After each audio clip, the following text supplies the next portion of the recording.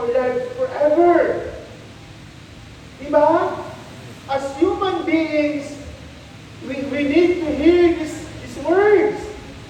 Mga kapatid, kaya nga, Alisa, kahit dumating yung panahon maubos ang buhok nito, at maubos yung ngipin niya, sasabihan mo pa rin ng I love you. Ha? Oliver, dumating man ang panahon na si Alisa may sumeksipayan kayo sa sayo. Ha? Sasabihan mo pa rin ng I love you.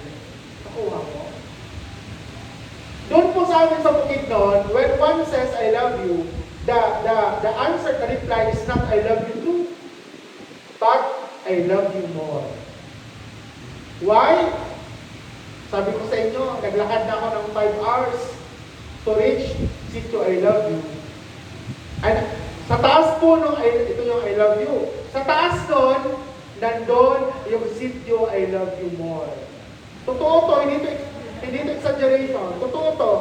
Now to reach that one, I have to track another 2 to 3 hours. Nakuha nyo?